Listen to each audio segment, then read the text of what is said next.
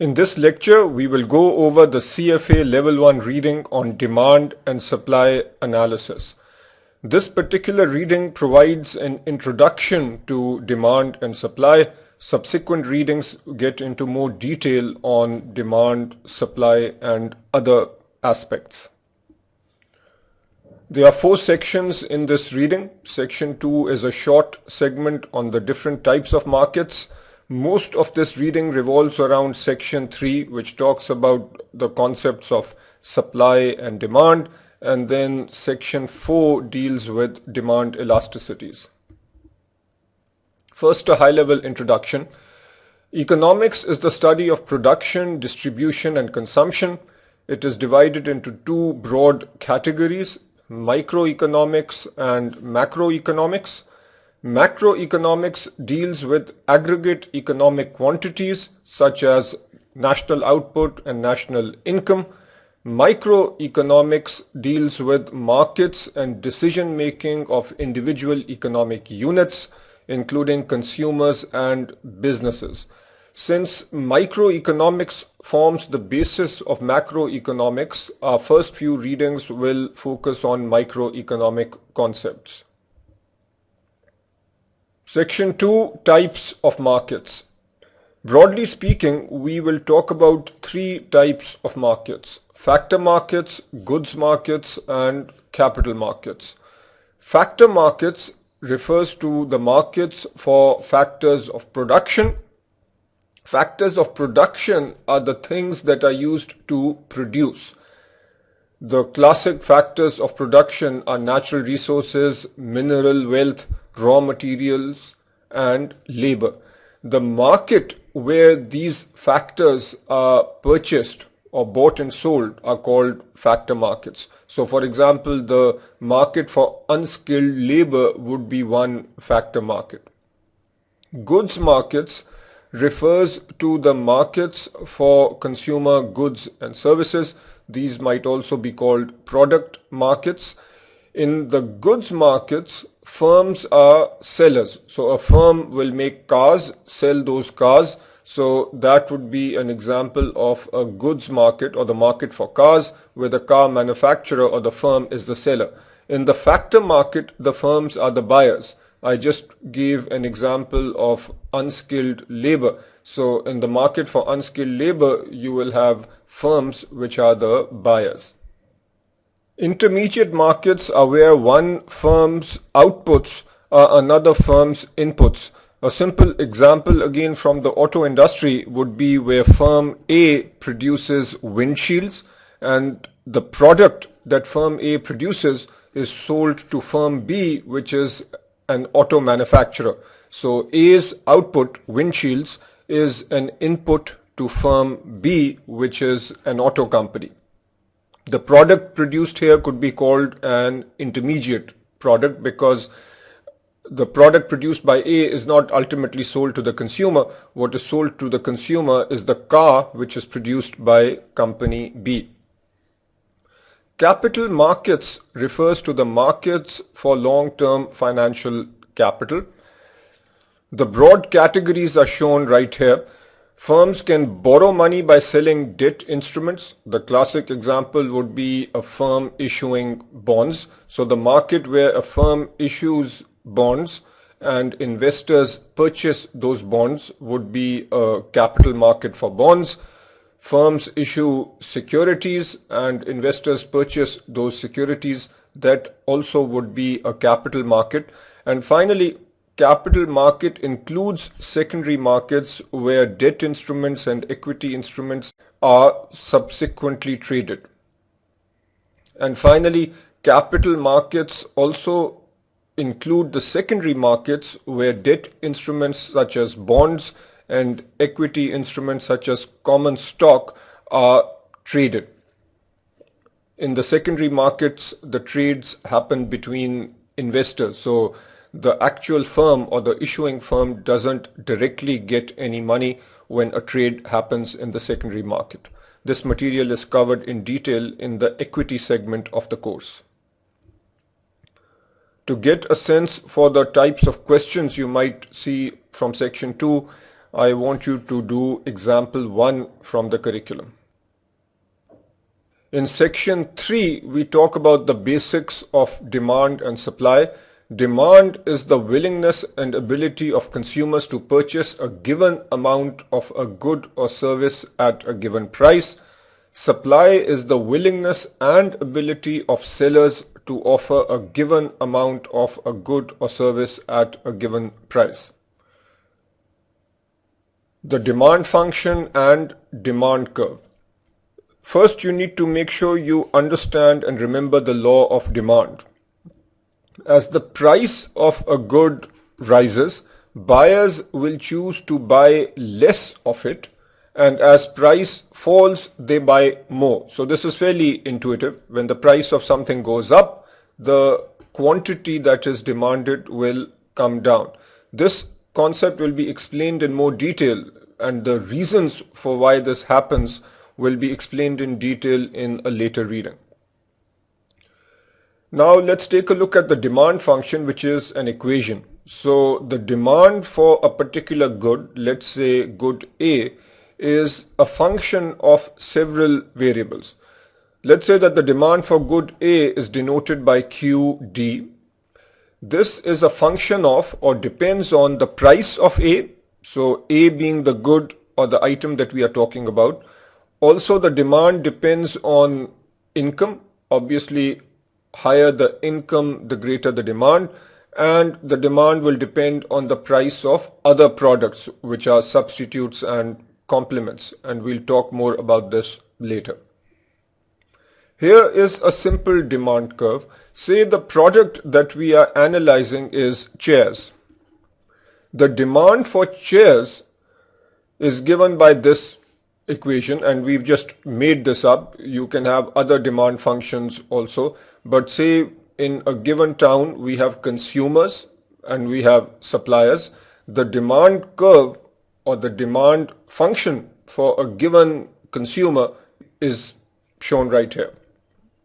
It is 10 minus 0.5 P. P is the price of the product, which is in this case chairs, plus 0.06 I is the income, minus 0.01 times price of tables. So PT is price of tables. Let's say that people generally buy chairs and tables together. So these two products are called complements. This negative relationship means that if the price of tables goes up, then given that people buy chairs and tables together, you would expect the quantity demanded for chairs to go down. So that's why we have a negative sign. At a given point in time, make an assumption that the income is fixed and the price of tables is fixed. So we can plug in a particular income level, plug in a particular price for tables, and let's then say that this part of the expression turns out to be 90. Then we have a relationship between the quantity demanded of chairs and the price of chairs, and that expression or the demand function is right here. Quantity demanded is 100 minus 0.5 P. The inverse demand function simply expresses this equation in terms of P. If we do some basic algebra, what we can do here is say 0.5 P is equal to 100 minus Q, and then divide both sides by 0.5. You will have P is equal to 200 minus 2Q. This is called the inverse demand function. The demand curve is a graphical representation of the inverse demand function, where on the demand curve we will have the price on the y-axis and the quantity on the x-axis. Here is the sample demand curve. So as I just said, price is on the y-axis. Here the price is the price of chairs and the quantity is on the x-axis. Given this equation, 200 is the intercept on the y-axis, so this point is 200, and the slope of this curve is given by -2. So the slope is -2. What that means is a 1 unit change in quantity causes a -2 units change in price. Or the other way of putting it is -2 units change in price, or a decrease in price of 2 causes an increase in quantity of 1. Here we talk about changes in demand versus movements along the demand curve. When the own price changes, by own price we mean the price of the product we are talking about. Here we are talking about the price of chairs versus the quantity demanded of chairs. We've just seen that this is a downward sloping curve. Say we have a situation initially where the price is equal to 100.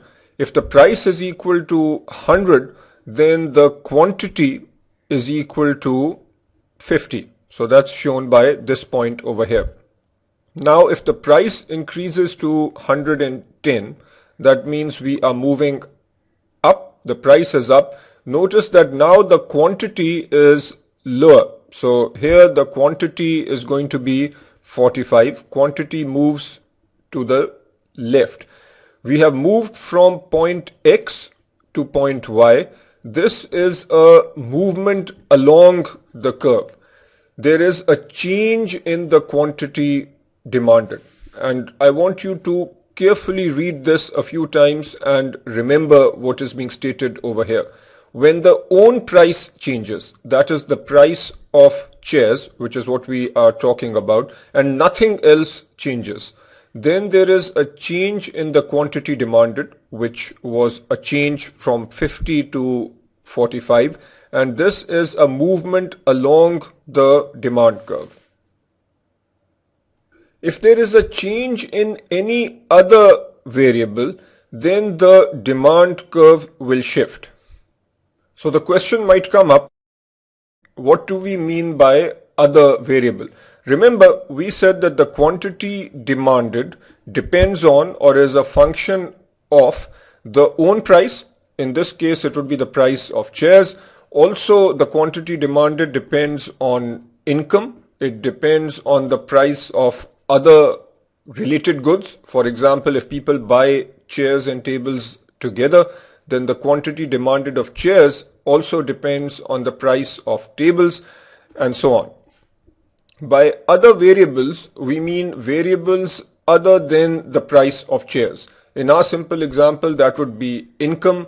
It would also be the price of tables, and then there could be other related goods. But let's just say here that the income increases. If the income goes up, then the ability to buy chairs increases. This will cause a change in demand. We can also say that the demand curve is shifting. So going back, income up, so the demand curve shifts. And I also want to draw a distinction between the terminology used. Over here, we talked about the change in quantity demanded. That's a movement along the curve. Now we are talking about a shift. That is called a change in demand. And this is extremely important, so I will reiterate. Movements along the curve happen when the x-axis and y-axis variables, in this case price of chairs and quantity of chairs, when these two variables change and everything else is the same. If another variable changes, such as the income or the price of tables, then the demand curve will shift. You can think of the shift as being a vertical shift and a horizontal shift. So if you think of it as a vertical shift, the idea is this. At a quantity of 50, given that people now have a higher income, or actually here we are talking about a particular consumer, a particular person, at a quantity of 50, the consumer is now able to pay more because he has a higher income. So that explains the vertical shift. That is the interpretation of a vertical shift. What about the horizontal shift? Here you can say that originally at a price of 100, the demand was 50.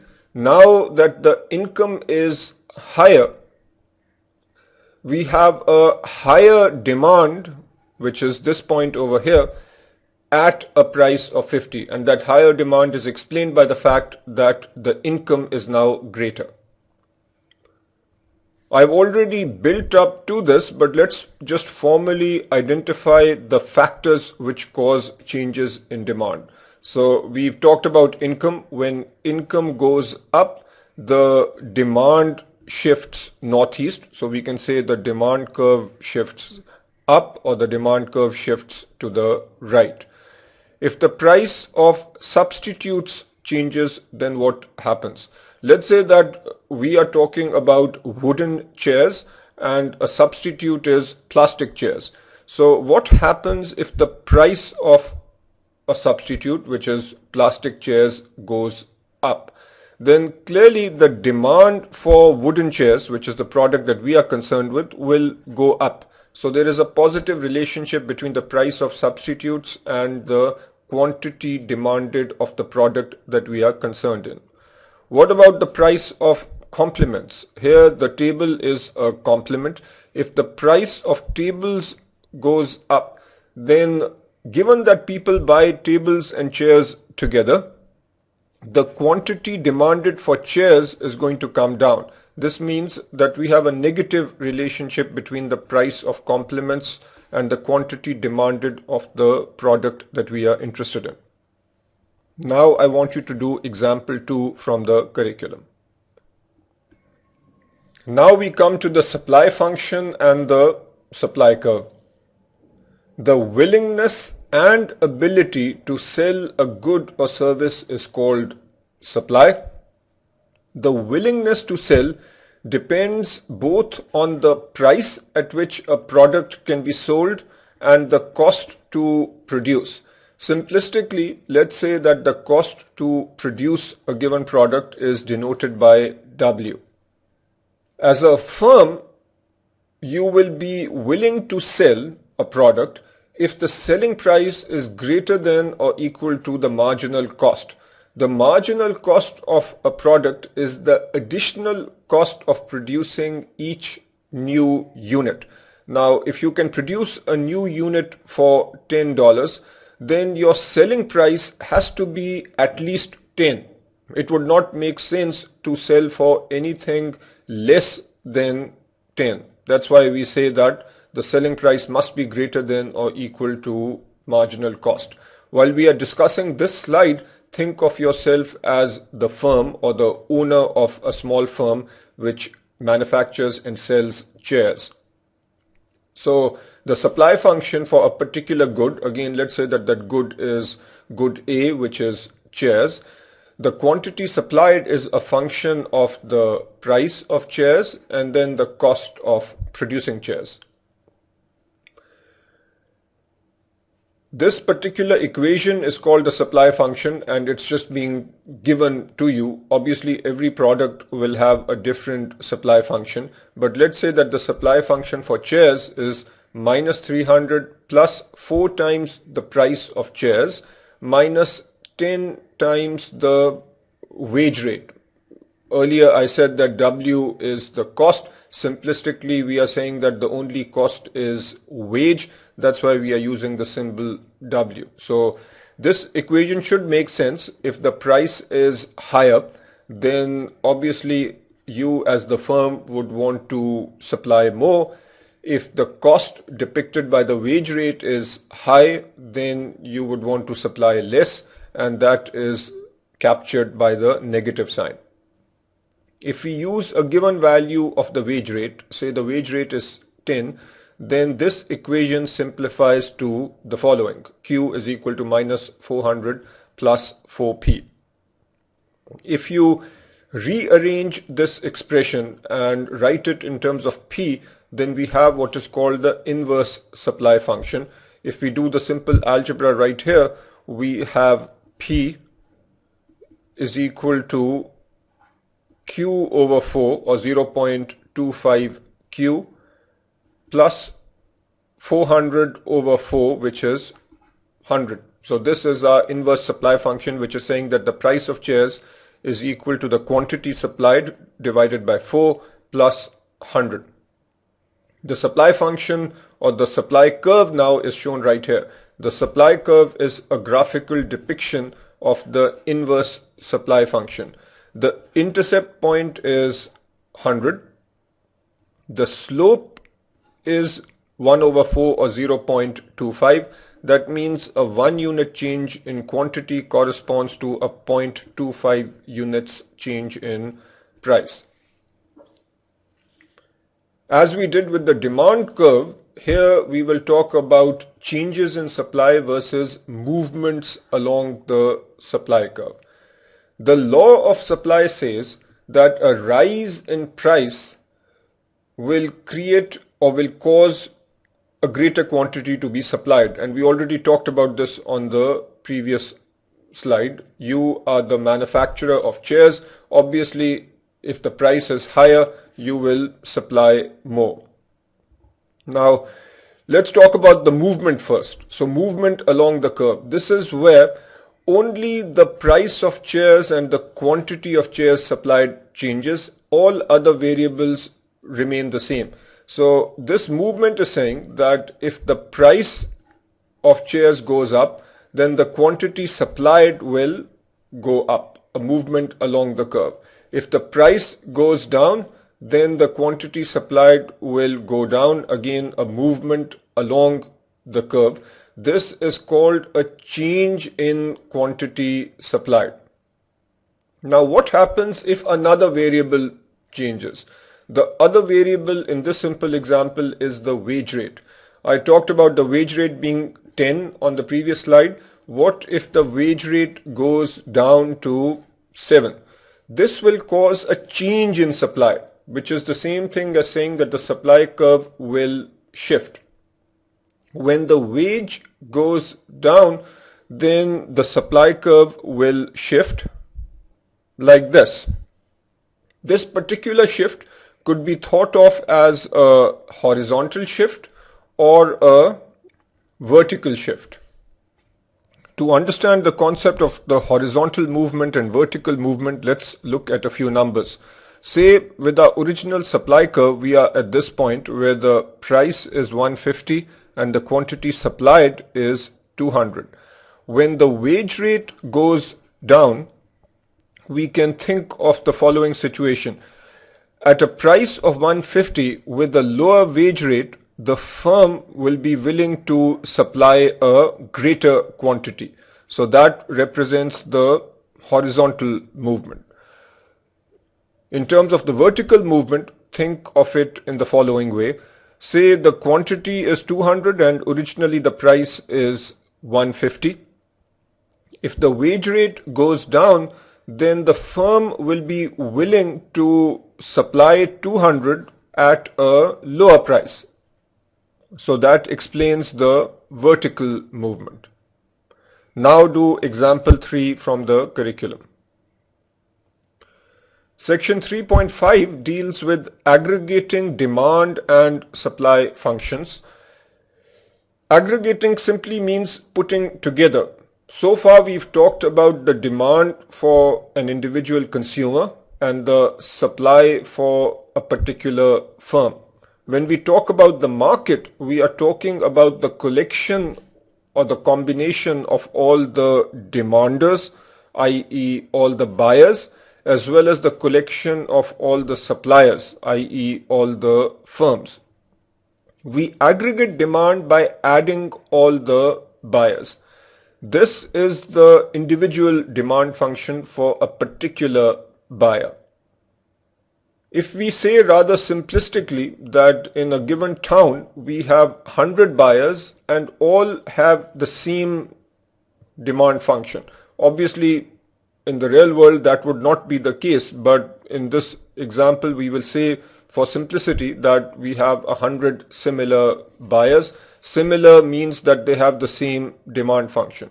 What is the market demand? All we need to do is add this 100 times, and since the demand is similar, we can multiply by 100. So the aggregate demand curve would simply be quantity demanded is equal to 100 times this individual demand function. 100 minus 0.5 p. So the aggregate demand becomes 10,000 minus 50 p. This is the market demand. What about the aggregate supply? There again we simply add the supply function for all the suppliers. If we say that we have 2 suppliers of chairs, then we take the individual supply curve and multiply it by 2. This was the supply curve for a particular firm.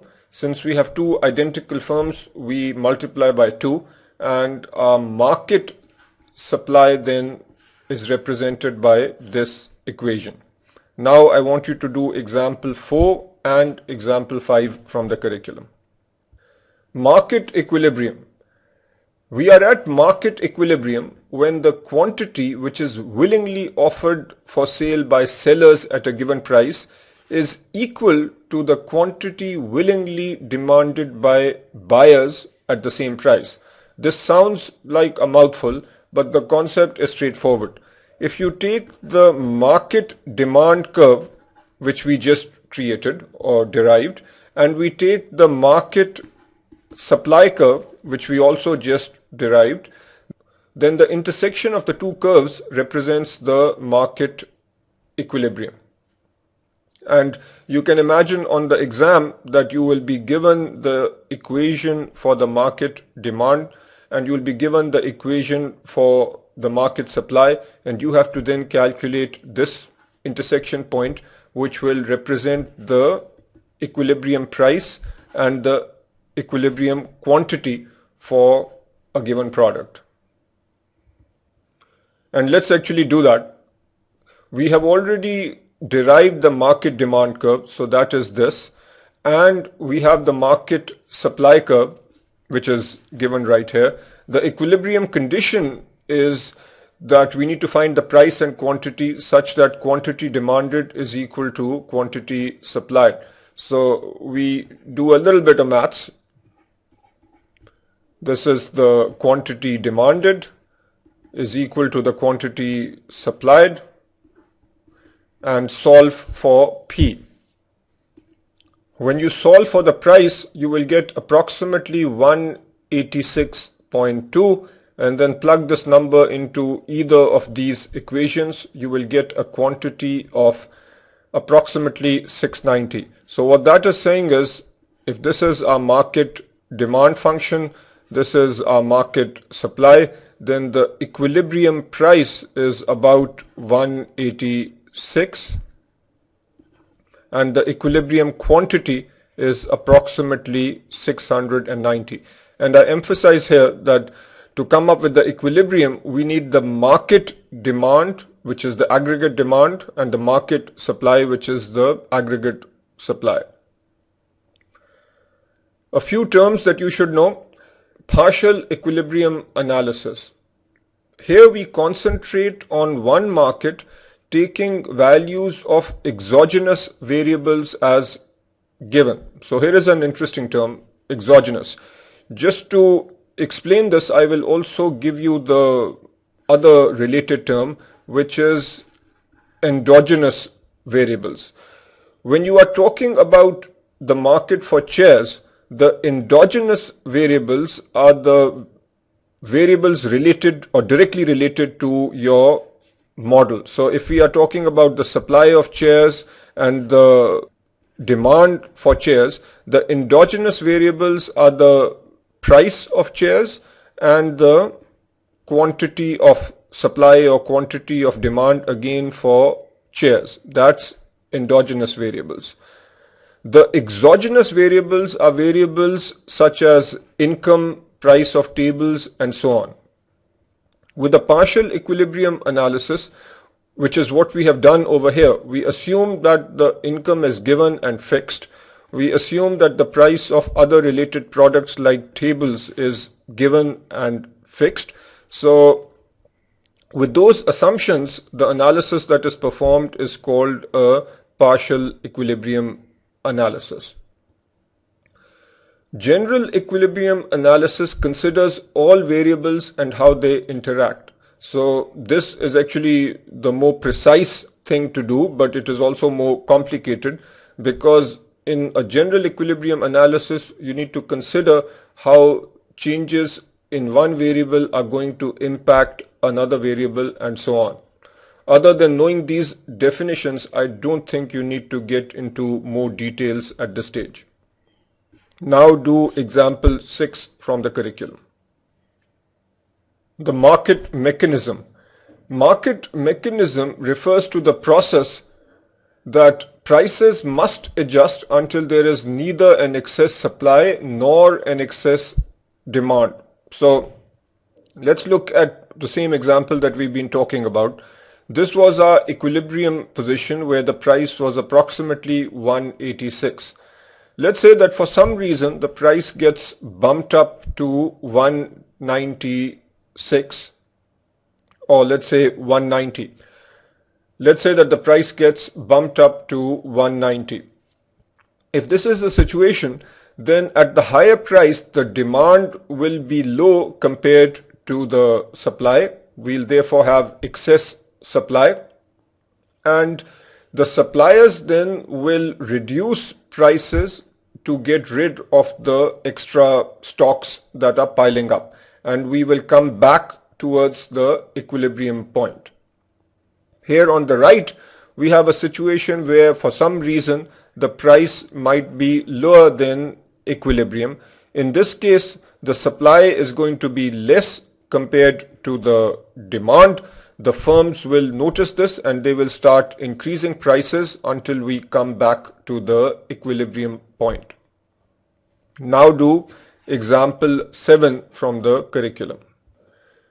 A few more comments on market mechanism. The concept of equilibrium that we've talked about is stable equilibrium. Stable equilibrium is where you have a downward sloping demand curve and upward sloping supply curve. So anytime you get bumped off the equilibrium for any reason, the market mechanism will ensure that we come back to the equilibrium point, and we discussed this on the previous slide.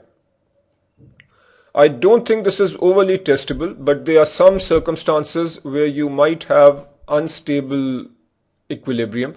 This happens where both the demand curve and supply curve are downward sloping, or in situations where you have non-linear supply curves. So let's say you have a situation like this. You have a particular demand curve that's downward sloping, and for some reason the supply curve is also downward sloping. In such a situation, if you get bumped off this equilibrium point, then the market mechanism does not push the market back to equilibrium. The curriculum also gives an example of a nonlinear supply curve. So if you have a supply curve that looks something like this and a downward sloping supply curve, then we have two intersect points or two equilibriums. This particular equilibrium where the slope of the supply curve is positive, slope of the demand curve is negative, this would be a stable equilibrium, because if we get bumped off slightly, the market mechanism will push us back towards equilibrium. But this particular equilibrium is not stable, because if we get bumped off, then the market mechanism is not going to push the market back to equilibrium. The final point in this subsection has to do with price bubbles. Price bubbles have been observed at times in the real estate market as well as in securities markets. And with a price bubble, what happens is that prices go up to unsustainable levels, and when the bubble bursts, then prices come down very fast. Price bubbles usually happen when people base expectations of future prices based on current movements in price. If you take a situation where, let's say that in the real estate market in Dubai, we have a situation where the prices are going up, and people perceive that if prices are going up now, then prices will continue to go up in the future. So what is going to happen to the demand curve? The demand curve will start shifting to the right because there are expectations that prices will keep going up. So more and more people want to invest in real estate in Dubai. The demand curve starts shifting to the right. At the same time, you have a supply curve, and if suppliers also believe that prices are going to go up in the future, they are likely to hold back. So the supply curve starts shifting to the left. If the demand curve is moving right and the supply curve is moving left, then notice what happens to prices. The prices are moving up. As the bubble forms, this movement keeps taking place until some sensible people realize that this movement in price is not sustainable, maybe not explained by the fundamentals. And when people start realizing that, that is where the price comes crashing down, and we say that the bubble has burst.